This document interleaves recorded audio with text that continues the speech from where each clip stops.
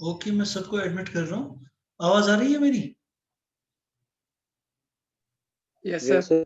Okay, तो मुझे लगता है ये चीजें काफी सारी डिस्कस कर ली, है ना? कुछ और किसी को कुछ और है मतलब जो वो पूछना चाहेगा रिगार्डिंग जो भी हमारा है, जो हम कर रहे हैं? Hello sir everybody. हम किसी जनरल कर्व का इवोल्यूट और इनवोल्यूट कैसे निकालते हैं या किसी पर्टिकुलर कर्व अगर दिए जाए? इनवोल्यूट और इवोल्यूट मतलब हम उस कर्व को बनाएं ना, किसी आर्बिट्री कर्व के मतलब वो जी एक्चुअली जी, जो अगर हमारे पास कोई कर्व। एक तरीका है, लेकिन उसमें थोड़ा सा वो प्लेन कर्व्स के लिए करेगा तो, लेकिन वो बेसिकली इवोल्यूट के लिए है। मतलब बेसिकली क्या है कि अगर हमारे पास एक कर्व है, ठीक है ना, अगर मैं हर पॉइंट के ये जो बेस्ट फिटिंग सर्कल है ना, देखो वो कितना बनाना मुश्किल है ना, ठीक है ना। यहाँ एक बेस्ट उसका सेंटर लिया मैंने, अब नेक्स्ट पॉइंट जो होगा उसके भी एक बेस्ट पॉइंट सर्कल मिलेगा, और यहाँ पे जो होगा वो बहुत बड़ा सर्कल होगा जो इसको बेस्ट फिट करेगा, क्योंकि यहाँ पे कर्वेचर बहुत कम है। जितना कर्वेचर कम होगा वो जो ऑस्किलेटिंग सर्कल है जो उसको सिंपली टच करेगा वो बड़ा होगा, तो उसका सेंटर लेगा। देखो इसकी अगर मैं बनाऊं ना इवोल्यूट, वो कुछ ऐसी बनेगी, मतलब I can not draw it, लेकिन आई नो व्हाट इज, मतलब आइडिया क्या है, आइडिया है कि हम ज्योमेट्री को समझना चाहते हैं इन टर्म्स ऑफ डिफरेंशिएशन। तो डिफरेंशिएशन उसको हमें कोई चीज प्रिवेंट नहीं करती उसको एज एन इक्वेशन लिखने की, क्योंकि अल्टीमेटली हम जो डिफरेंशियल ज्योमेट्रीज के जरिए करना चाहते हैं वो है studying geometry with the help of differentiation, with the help of derivative. जैसे मुझे कर्वेचर निकालना है तो मुझे कर्व देखने की जरूरत नहीं है, मुझे उसकी इक्वेशन देखने की जरूरत है ना।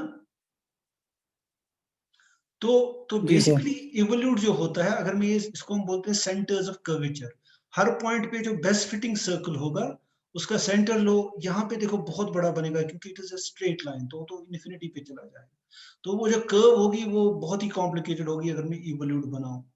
लेकिन एक तरीका है अगर हम उसको रिप करें, सो बेसिकली जो अगर मैंने बोला ना हमें डिफरेंशिएशन का यूज करना है, लेकिन किसी ने वो किया भी है इंटरनेट पे, अगर तुम सर्च करोगे ना वो प्लेन कर्व्स के लिए वो उतना मुश्किल नहीं है इवोल्यूट बनाना।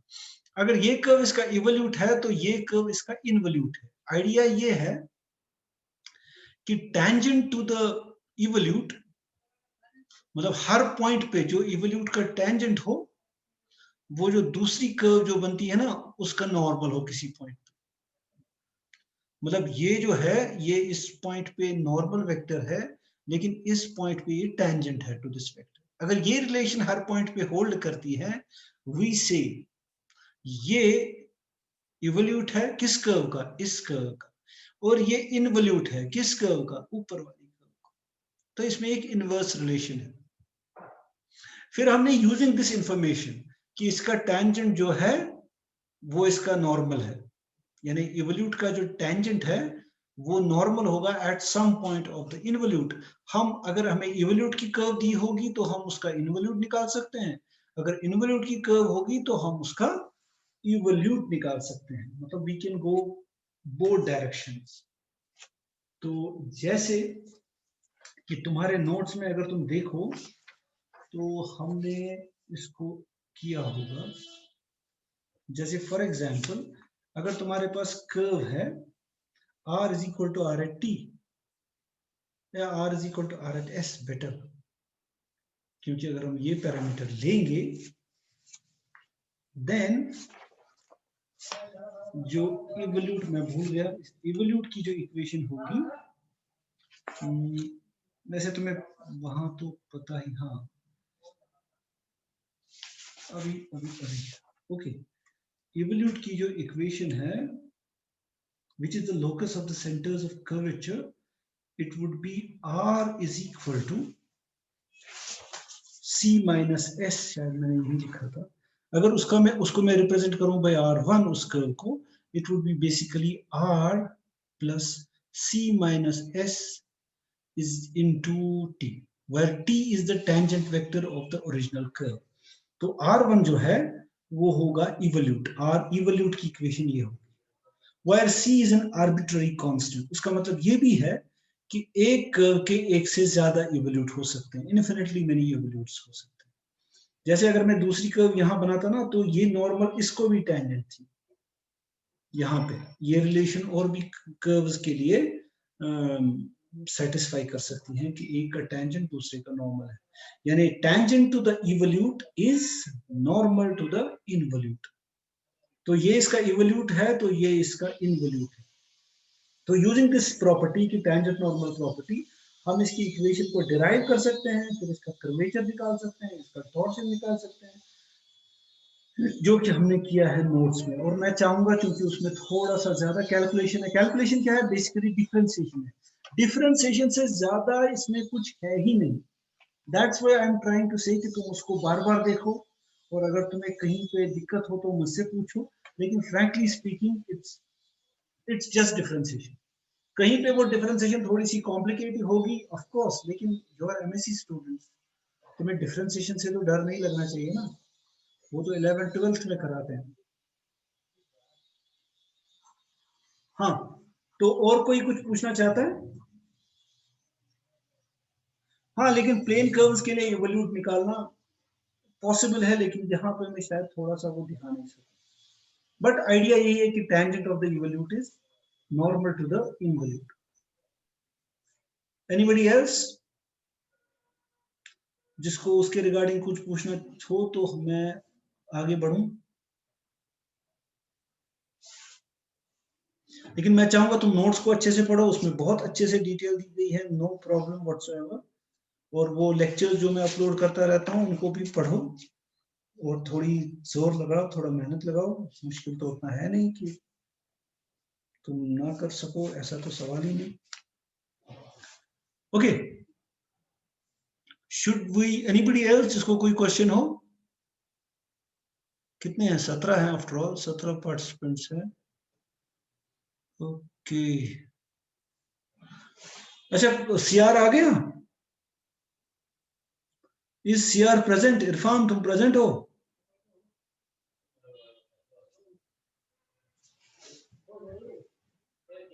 इरफान प्रेजेंट है?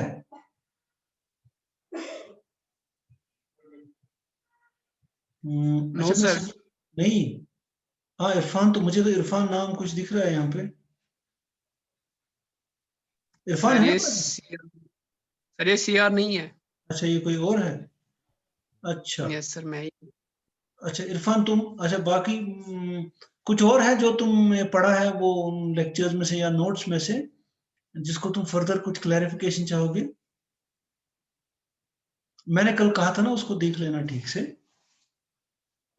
ताकि हम थोड़ा आगे बढ़े। अगर चूंकि तुम्हारा सिलेबस भी पूरा होना चाहिए, तो वो भी देखना है। किसी ने पढ़े वो लेक्चर्स या वीडियो देखे? मतलब एक से ज्यादा बार, मेरे कहने का मतलब बार बार देखना, क्योंकि उसमें फायदा ये है कि यू कैन जस्ट स्टॉप। अगर तुम्हें कहीं पे समझ नहीं आए तो उसको रिवाइंड कर सकते हो। क्लास में वो नहीं कर सकते, रिवाइंड नहीं कर सकते। पूछ सकते हैं, लेकिन कितनी बार पूछोगे? लेकिन यहाँ तो जितनी मर्जी उतनी बार रिवाइंड करो लेक्चर्स में। हाँ, एनीबडी? तो मैं ये यूनिट 1 का से आगे बढ़ूं, जहां हम हैं यूनिट 3 में। और दूसरा, तुम्हारा यूनिट 1 बड़ा है, लेकिन यूनिट 2 और unit 3 they are comparatively smaller, लेकिन यूनिट 4 बड़ा है। फर्स्ट एंड 4 लॉन्गर है, सेकंड एंड थर्ड स्मॉलर है। तो जब तुम एग्जाम को प्रिपेयर करो तो तुम वो भी दिमाग में रखना। तुम किस तरह से प्रिपेयर करोगे, वैसे मुझे तुम्हारे साथ पूरी हमदर्दी है, लेकिन दैट डजंट मीन कि तुम बिल्कुल ही कुछ न कुछ किए बगैर ही, क्या बोलते हैं, एमएससी कर लो बिना कुछ सीखे, मेहनत की। हाँ, तो should I go to something else? Hello, मेरी बात समझ में आ रही है मैं क्या कह रहा हूं?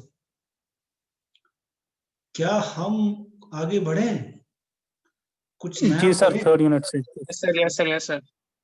तो उसमें क्या है, व्हाट वी कॉल, ये बड़ा ही इंटरेस्टिंग टॉपिक है, what we call surfaces of revolution. Surface of revolution,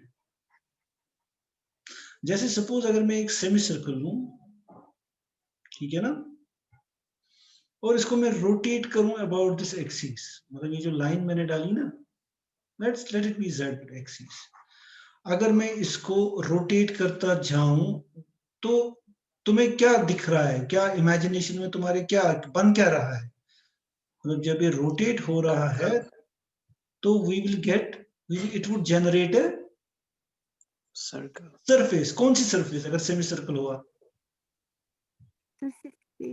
it would be a sphere.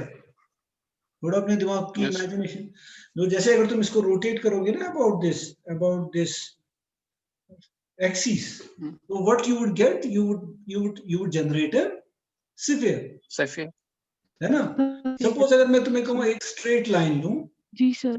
फिर इसको घुमाओ अबाउट दिस एक्सिस, ऐसे ऐसे घुमाएंगे इसको, तो कभी ये यहाँ पहुंचेगी, फिर यहाँ पहुंचेगी, फिर यहाँ जो सरफेस जनरेट होगी ना, जो ये लाइन घूम रही है, तो क्या बन रहा है? सिलेंडर। सिलेंडर, है ना। इसी तरह से मैं सोच सकता हूँ, सपोज अगर मैं कुछ ऐसे लूं, यस।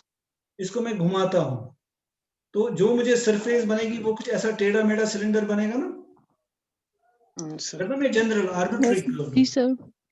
तो इन सभी सरफेसेस को जो इस तरह से जनरेट होती है, इनको बोलते हैं सरफेसेस ऑफ रेवोल्यूशन। कि तुमने एक कर्व लिया, उसको विद रिस्पेक्ट टू एक एक्सिस रोटेट करते गए, तो उससे एक सरफेस जनरेट होती है। जैसे इसीलिए हम इसको बोलते हैं ना, इस लाइन को जनरेटर ऑफ द, इसको बोलते हैं ना, हम बोलते ही हैं generator of the cylinder, generator of the cylinder. और इसको हम बोल सकते हैं, जो ये है,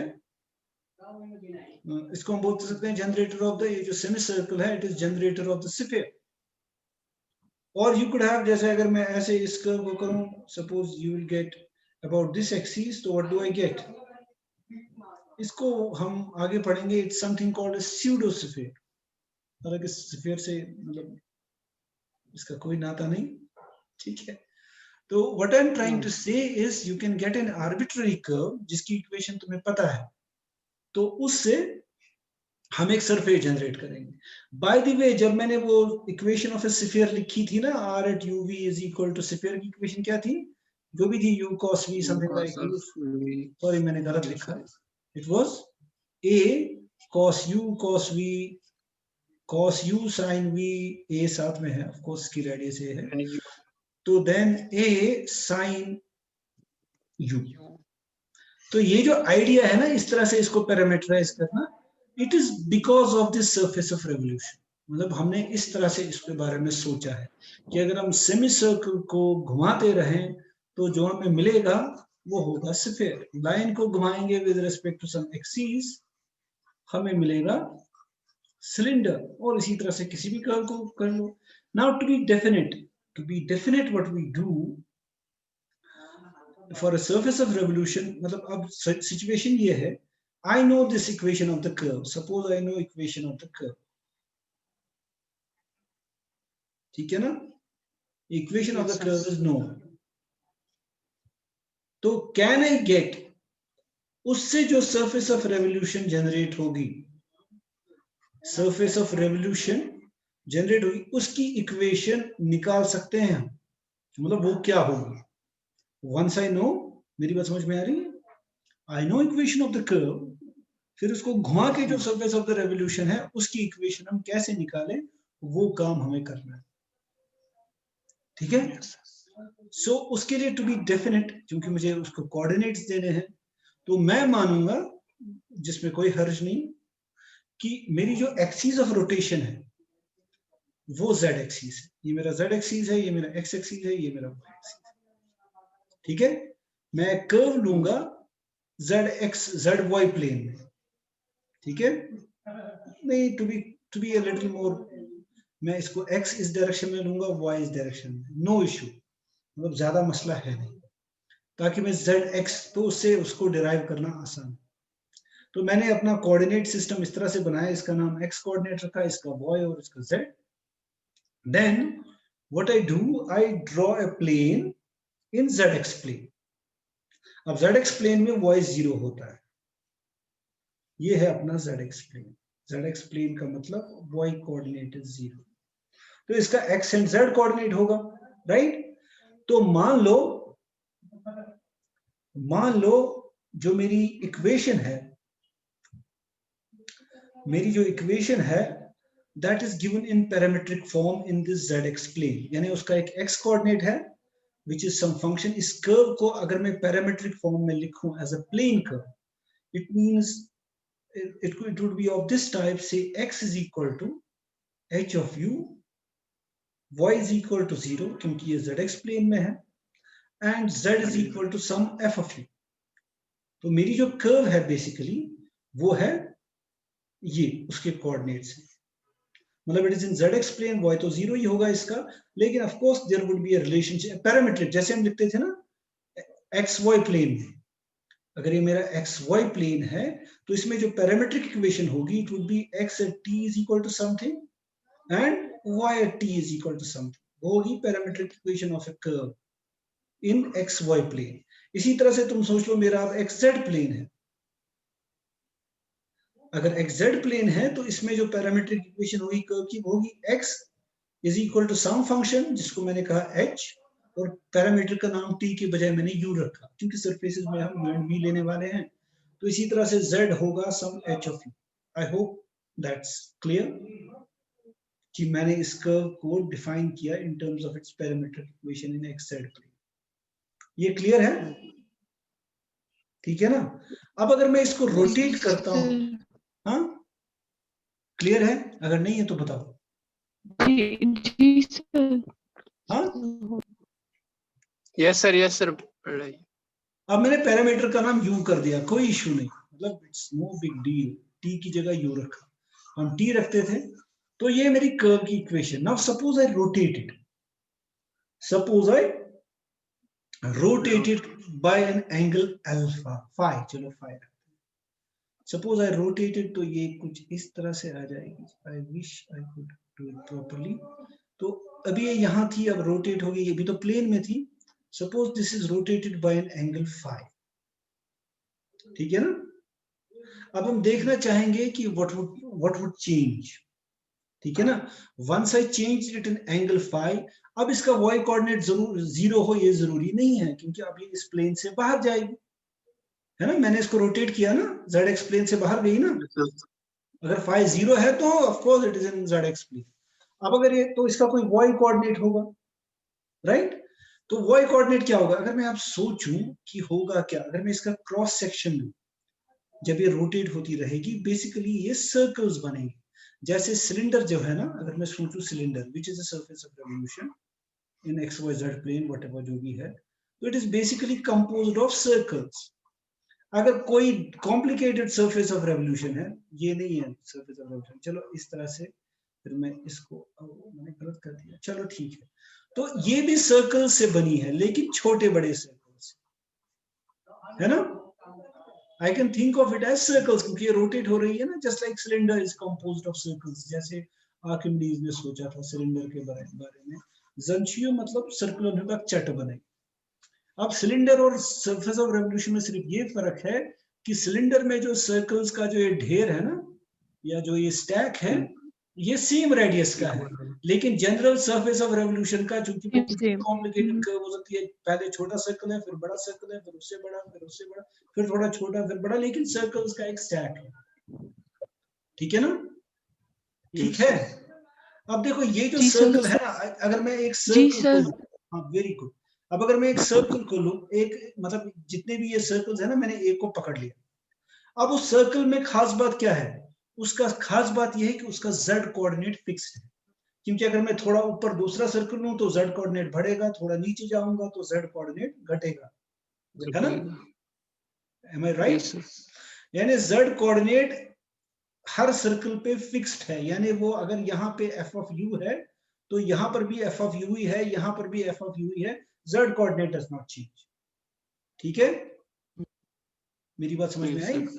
for each circle z coordinate fixed है. यानी यहाँ पे u का कोई वैल्यू मैं दूंगा ना तो I will get some point here, है ना. लेकिन इतनी ही हाइट हर जगह होगी जब मैं सर्कल को फिक्स करूं. यानी थ्रू आउट दिस जो सर्कल बन रहा है उसका z कोऑर्डिनेट है f of u. जो पहले मिला था ना मुझे, z कोऑर्डिनेट है ना f of u. यानी ये जो ये डिस्टेंस है, this is f of u. और ये डिस्टेंस है वो क्या है, इसका एक्स कोऑर्डिनेट है।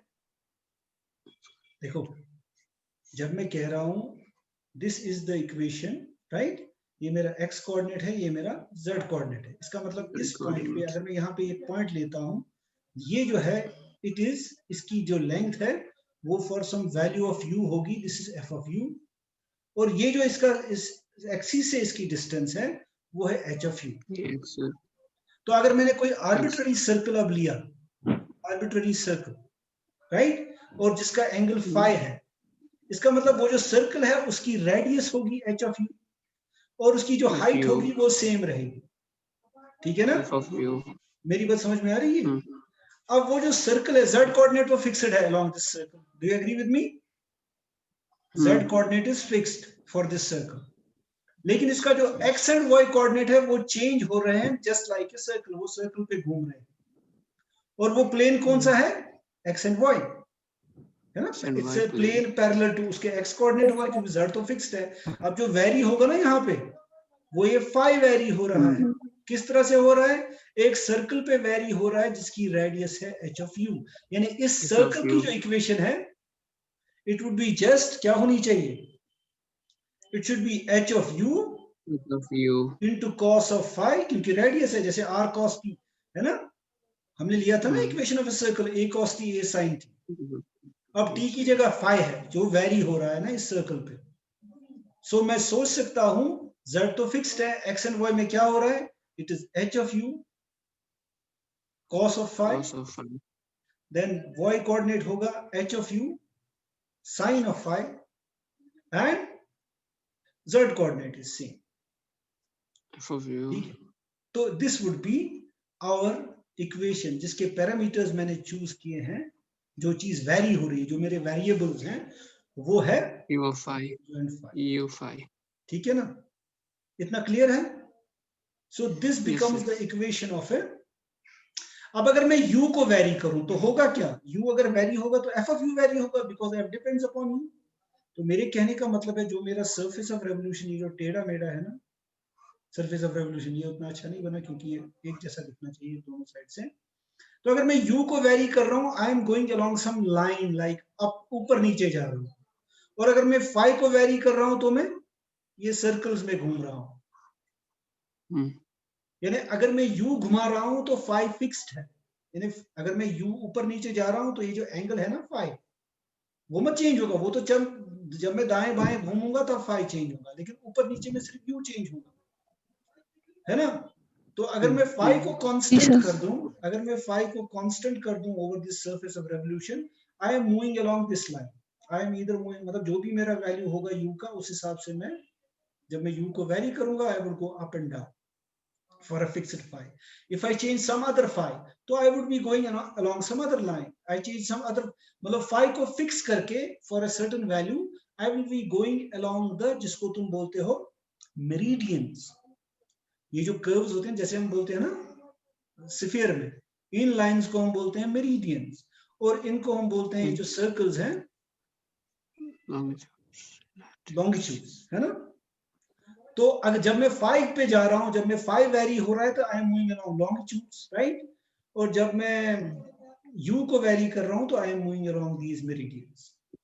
तो मुझे ऑटोमेटिकली मिल गई इसकी पैरामीट्रिक कर्व्स। इसकी पैरामीट्रिक कर्व्स एक तो है पैरेलल्स और दूसरी है meridians. So which in the case of sphere, जो कि मैंने बोला था example, in the case of sphere वो बड़ा सिंपल है अब मेरे लिए, ठीक है ना। In the case of sphere क्या होगा, तो एक तो अगर मैं थीटा को फाई को वेरी कर रहा हूं तो मैं ऐसे घूम रहा हूं, यानी इस कर्व पे u is constant, u is constant, तो ये इसकी एक u कर्व होगी पैरामीट्रिक कर्व, और इस कर्व पे फाई इज कांस्टेंट जब मैं ऊपर नीचे जा रहा हूं, है ना, this curve is phi is constant, तो ये इसकी पैरामीट्रिक कर्व्स हैं क्योंकि पैरामीटर्स हैं इसके u एंड फाई। अब मैं थोड़ा सा इसको बदलना चाहूंगा क्योंकि हम uv लिखते हैं तो हर्ज कुछ नहीं है, ठीक है ना। अब टू मेक थिंग्स सिंपलर, ये तो एक्चुअली इसको डिराइव करने के लिए हमने क्या किया था, हमने शुरुआत में ली थी, हमने क्या लिया था, हमने लिया था, मतलब हमारा जो what was that, it was x z plane, है ना, एक्स जेड प्लेन। हमने लिया था x was equal to h of u and z was equal to f of u. f of u। तो अगर मैं इसको जनरली लेता as z is equal to f of x, वो भी तो सही था ना। कार्टेशियन इक्वेशन अगर मैं इसकी लेता तो वो होता ना z is equal to f of x या x is equal to z of x।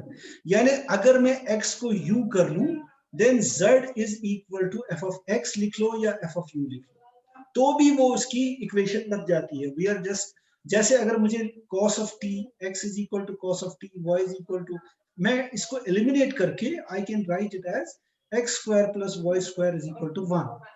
तो उससे फिर मुझे मिलेगा y is equal to root of 1 minus x square. तो मैं इसको बना सकता हूं y is equal to f of x की फंक्शन। इसी तरह से मैं इसको भी बना सकता हूं। तो उससे जो, और अगर मैं फाई को मान लूं v, उसका नाम बदल दूं, तो मेरी जो पैरामीट्रिक इक्वेशन बनेगी for a surface of revolution after taking x equal to u and phi की जगह मैं v लूं, तो मेरी जो जनरल सरफेस ऑफ रेवोल्यूशन होगी वो होगी r is equal to r at u v, that is equal to u cos v, u sin v and of course f of u। यानी मेरे पास दी गई थी f of u is my curve of rotation, तो उसको rotate करके ये मिलेगा। So this is the parametric equation of a surface of revolution. इसमें ऑटोमेटिकली मेरिडियंस जो हैं वो एक सेट ऑफ पैरामेट्रिक कर्व्स हैं, और जो पैरेलल्स हैं ये वाली। तो sphere is the best example, so is the cone. Cone भी एक सरफेस ऑफ रेवोल्यूशन है।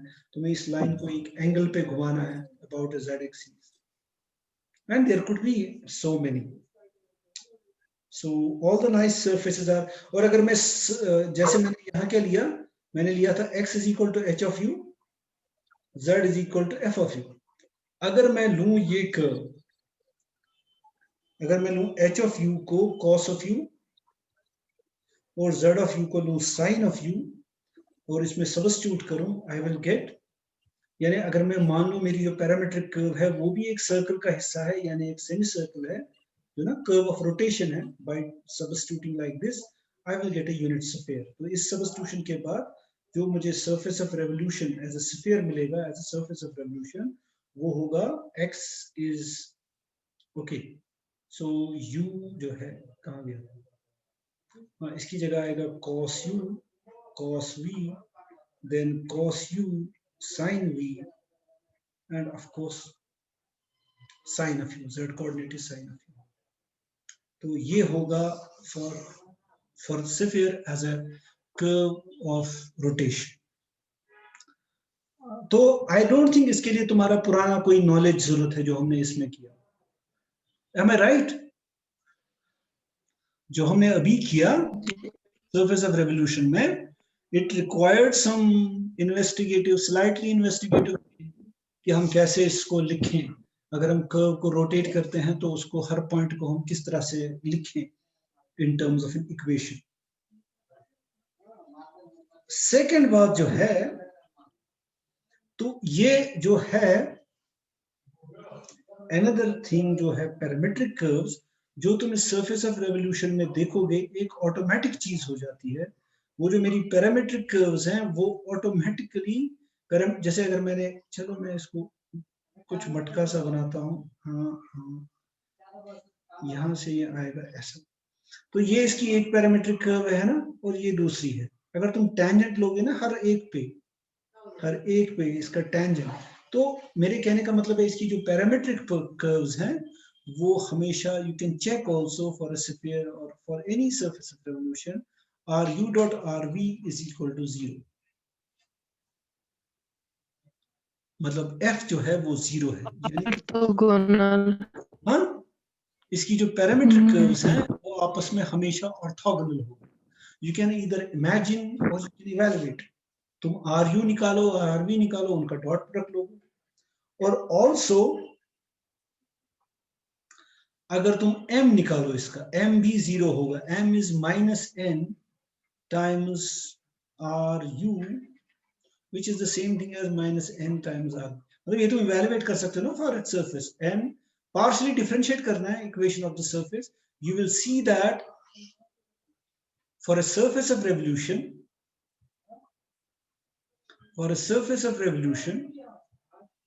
f is equal to m is equal to 0, and I invite you to evaluate it. ठीक है ना? Evaluate क्या करना है? तुम्हें partial derivatives निकालने हैं, फिर उनका देखना है आपस में डॉट प्रोडक्ट क्या आएगा. I hope ये तुम करोगे, मुझे नहीं लगता उतना मुश्किल है. ठीक है? तो लेकिन that is the condition जो हमने last time पढ़ा कि parametric curves, अगर ये condition है तो parametric curves are also the lines of curvature. यानी वो लाइंस जिनका जो कर्वेचर है, अगर मैं इन टर्म्स ऑफ नॉर्मल सेक्शंस लूं एट दैट पॉइंट, उनका या तो लीस्ट होगा या हाईएस्ट होगा. हाँ, स्फीयर के लिए सेम होगा. अगर स्फीयर होगा तो दोनों का, क्योंकि स्फीयर का हर कोई पॉइंट पे जो है इट इज सेम हर जगह. मतलब अगर हम कर्वेचर के हिसाब से देखें, हर पॉइंट में सेम ही हमें दिखेगा for a sphere. For a cylinder अगर मैं देखूं उसको, तो सिलेंडर का क्या होगी पैरामीट्रिक कर्व्स, या जो मैं अभी कह रहा हूँ, एक तो ये स्ट्रेट लाइंस होगी और ये सर्कल्स होंगी जो म्यूचुअली ऑर्थोगोनल है ऑफ कोर्स हर पॉइंट पे. और वही नहीं उनका m भी 0 होगा, वो पैरामीट्रिक कर्व्स है. और बाय द वे ये जो स्ट्रेट लाइन है इसका कर्वेचर जैसा कि हमें पता है 0 होगा, और सर्कल का होगा 1/r.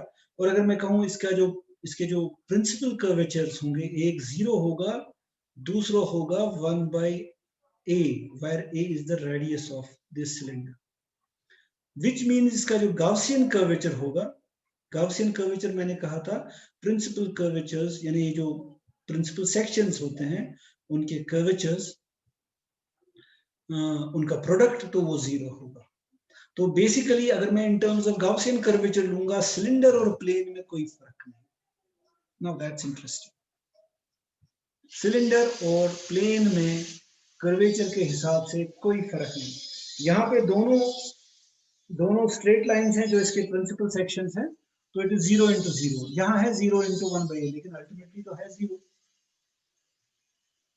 So that was regarding the Gaussian curvature. तो अगर मैं इसको आगे बढ़ूं, so that was parametric equation of a. बाकी तुम्हारे नोट्स पे अगर देख, लेकिन मुझे लगता है it was a good explanation. मुझे नहीं लगता इसमें कुछ प्रॉब्लम होनी चाहिए.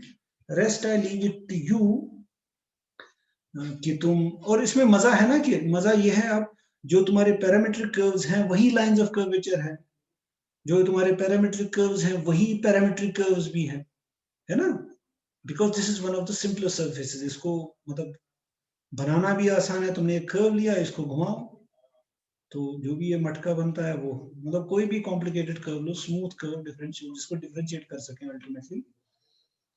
तो next is okay, next is general surface of revolution के प्रिंसिपल कर्वेचर्स क्या होंगे, मतलब उनका वैल्यू क्या होगा in terms of the equation of the, in terms of first and second order fundamental magnitudes preferably. तो वो हम इवेल्युएट कर सकते हैं, जैसे तुम्हारे नोट्स में भी होगा, the principal curvatures of the surface of revolution. वैसे हमारी अटेंडेंस का क्या है, आज कितने आए हैं? मुबारक हो, आज तुम फिर से कम हो गए, 14 हैं. और जो दूसरे हैं ना, -13 है, नहीं 14 है बराबर. तो ऑफ कोर्स मुझे रोल नंबर्स भी तुम्हारे दिख रहे हैं और नाम तो खैर आ ही रहे हैं. तो ये अटेंडेंस में ले रहा हूँ क्योंकि ये रिकॉर्ड भी हो रहा है वीडियो. ओके, तो principal, should I leave it here कि मैं तुम कुछ पूछो? चलो ये नेक्स्ट टाइम करेंगे. प्रिंसिपल कर्वेचर्स हम कैसे निकालें ऑफ सरफेस ऑफ रेवोल्यूशन. पहले मुझे बता दो, तुम्हें ठीक से दिख रहा था ना जो मैं लिख रहा था? ठीक है जी ना? सर. हाँ, Yes, sir. अच्छा, दैट्स गुड. तो कोई question regarding surface of revolution? Simple है, simplest possible surface, you just have to rotate a curve about an axis. और हमारी ज्यादातर जो जिनको हम काउंटर करते हैं, surfaces को वो surface of revolutions ही होते हैं. Then there is something called ruled surfaces. हमारे इसमें नहीं है. Ruled surfaces हैं जिनको हम lines को जमा करके करते, जैसे हमारा सिलेंडर है, ये तो है ही surface of revolution, but it's also a ruled surface. जैसे cone है, it's a ruled surface. Ruled surface है कि हमें actually हमने plane को किसी तरह से लपेटना है तो ये भी मिलेगा, ये भी मिलेगा. इसीलिए ये plane से ज्यादा कुछ different नहीं है. In terms of surfaces, कोई खास फर्क नहीं है with the plane, क्योंकि इनका Gaussian curvature 0 होगा at each point, just like a plane. तो मतलब अभी तुम समझ गए ना, what do we mean by the curvature now at a surface? हमने दो स्पेशल कर्व्स लेनी है जिनका यहाँ पे कर्वेचर एक का सबसे ज्यादा है, दूसरे का सबसे कम है इस पॉइंट पे. तो उन दो कर्व्स को प्रोडक्ट करो, उनके हाँ बताओ. आसिफ ने हाथ उठाया. आसिफ को कुछ पूछना है? नो सर, कुछ नहीं, ऐसे ही उठाया इसमें आया नो सर, ऐसे ही.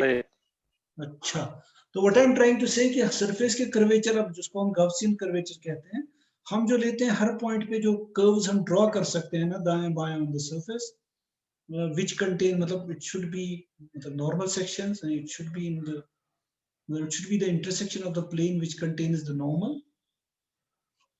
तो वो जो है, तो जो सबसे ज्यादा कर्वेचर वाली कर्व है उसका कर्वेचर निकालो. कर्वेचर कैसे निकालेंगे? जो हमने पहले यूनिट का अभी देखा कि कर्वेचर कैसे निकालते हैं, तो उस कर्व का कर्वेचर निकाला, इस कर्व का, उनको प्रोडक्ट कर लो. तो इस पॉइंट का सरफेस का जो गॉसियन कर्वेचर है वो होगा product of those two curvatures. K is equal to KAK. Okay, हाँ, किसी और को कुछ पूछना है? एनीबडी? अरे 14 लोग हो.